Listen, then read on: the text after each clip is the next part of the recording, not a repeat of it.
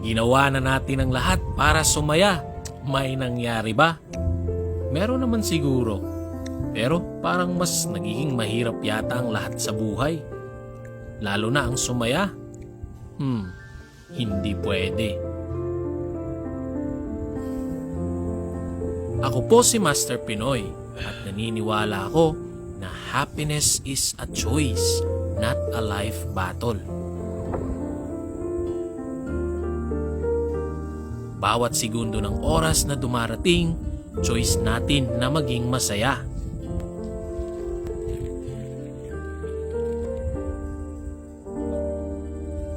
Oo, hindi lahat ay parehas ng sitwasyon.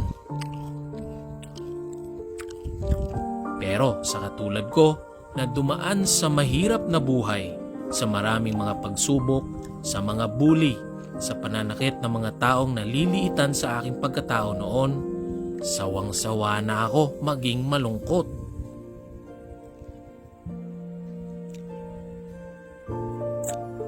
Kaya dumating yung araw na nag-promise ako sa sarili ko na panahon na. Sarili ko naman ang uunahin at paliligayahin ko.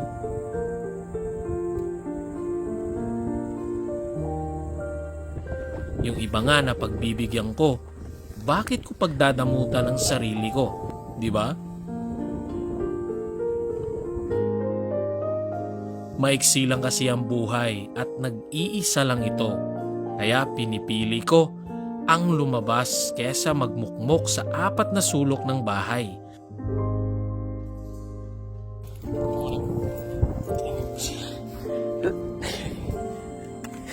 Pinipili ko na ang sumaya sa mga simpleng bagay kaysa ubusin ko ang oras ko kakahangad sa mga mamahaling bagay. Pinipili ko na ang kontrole ng sarili kong oras, ang aking araw, ang aking kaligayahan at ang aking buhay kaysa maging parang robot. Does it sound na mahirap gawin? Okay lang, hindi ko na yan po problemahin. Ang importante ay naging mas makabuluhan at mas masaya ang buhay ko ngayon. Paano yung mga dadaanan na problema? Ay, just go with the flow. Lilipas din yan, kapatid. See you next time, mga master. Weep!